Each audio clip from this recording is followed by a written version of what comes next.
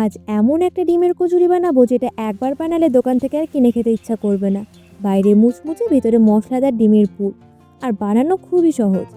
ছোটবেলায় মা যখন গরম গরম ডিমের কচুরি বানাতো তখন কয়টা যে খেয়েছি হিসাব থাকতো না। আর সেই স্বাদটাই আবার বানানোর চেষ্টা করছি। তাহলে চলো, একটা বড় পাত্রে 500 গ্রাম ময়দা নিয়ে নিচ্ছি, আর দিচ্ছি 1 চামচ চিনি, আর পরিমাণ মতো লবণ, আর অল্প একটু রিফাইন তেল। ডিমের কচুরি ভালো হবে কিনা তার অর্ধেকটা নির্ভর করে এই ডোয়ের ওপরে, তাই আজ ডোটা একদম পারফেক্টভাবে তৈরি করে দেখাবো। ময়াম দিতে দিতে যখন দেখবে ময়দার ডোটাকে এরকম হাতের মুঠো করা যাচ্ছে আর হালকা চাপ দিলে গুঁড়ো হয়ে যাচ্ছে, ঠিক তখন অল্প অল্প জল মিশিয়ে ময়দাটাকে মেখে নিতে হবে। বড় হওয়ার পরে একটা জিনিস বুঝেছি, মায়ের রান্নার রেসিপি শেখা যায়, কিন্তু মায়ের মতো করে যত্ন মেশানোটা শেখাটা খুব কঠিন। তাই যত চেষ্টা করি না কেন মায়ের মতো ঠিক হয় না। দেখো, কথা বলতে বলতে আমাদের ময়দা মাখা হয়ে গেছে। এবার ময়দাটাকে আবারও একটু রেস্টে রেখে দেবো। চলো ততক্ষণ আমরা ডিমের পুরটা বানিয়ে নিই। আমি এখানে আগে থেকে 4টি ডিম সেদ্ধ করে রেখেছিলাম। সেগুলোকে খোসা ছাড়িয়ে আধা কোরানির সাহায্যে ভালো করে ঝিরিঝিরি করে পুড়িয়ে নেব। তাহলে বেশ ম্যাশ হয়ে যাবে, আর সবার মুখে পড়লে ভালোও লাগবে। এরপর 4টে মিডিয়াম সাইজের পেঁয়াজ আর 4টে লঙ্কা কুচি করে রেখেছিলাম, ওগুলোকে একটু ভেজে নেব।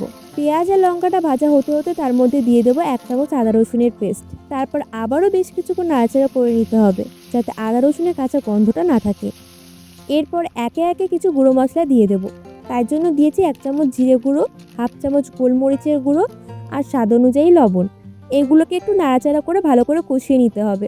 তারপরে এই ম্যাশ করে রাখা ডিমগুলোকে কড়াইতে দিয়ে ভালো করে নাড়াচাড়া করে নিতে হবে। তারপর সব কিছু ভালোভাবে মিশে গেলে ডিমের পুর তৈরি।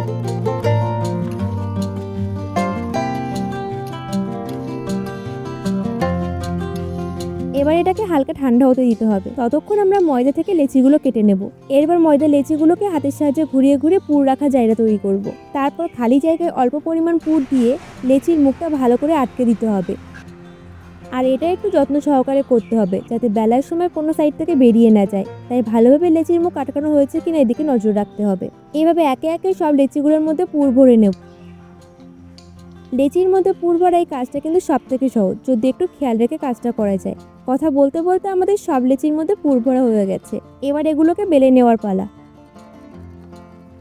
তাই আমি এগুলোকে বেলার জন্য বেলন পিঁড়িতে আগে থেকে হালকা তেল মাখিয়ে নিয়েছি, যাতে এটা লেগে না যায়। এবার এটাকে হালকা প্রেসার দিয়ে দিয়ে বেলে নিতে হবে। খুব জোরে চাপ দিলে হবে না, তাহলে পুর কিন্তু বেরিয়ে যাবে। আর পুর বেরিয়ে গেলে খেতে অতটাও মজার লাগবে না। কচুরি বানানোর এই ধাপটা আমার খুব ভালো লাগে।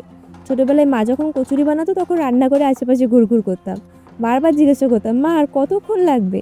মা হাসতে হাসতে বলতো, আগে কচুরি বেলে নিই, তারপর ভেজে দেবো। তখন অপেক্ষাটা খুব কঠিন লাগতো, কিন্তু এখন বুঝি ভালো খাবার বানাতে একটু ধৈর্য দরকার হয়। আজ যখন নিজের হাতে কচুরি বেলছি তখন সেই ছোটোবেলার কথাগুলো খুব মনে পড়ছে। এবার গরম তেলে কচুরি ছেড়ে দিচ্ছি। তেল পড়তেই দেখো ধীরে ধীরে কি সুন্দর ফুলে উঠেছে। একদম সোনালি রং হওয়া পর্যন্ত ভেজে নেব। বাইরে মুচমুচে আর ভেতরে থাকবে নরম পুর। একের পর এক সব কচুরিগুলো এভাবে তৈরি করে নেব। এখন এগুলোকে প্লেটে সাজিয়ে নিচ্ছি। দেখো কি সুন্দর ফুলে উঠেছে। এবার একটা কচুরি ভেঙে দেখায়। ভেতরে রয়েছে সুস্বাদু ডিমের পুর। গরম গরম পরিবেশন করো আর উপভোগ করো এই মজাদার ডিমের কচুরি। ভালো লাগলে অবশ্যই জানিও। আর আমার এই রেসিপিগুলো তোমাদের কাছে কেমন লাগে লাইক কমেন্ট শেয়ার করে জানিও কিন্তু। দেখা হচ্ছে আবারও কোনো মজাদার রেসিপি নিয়ে পরের ভিডিওতে।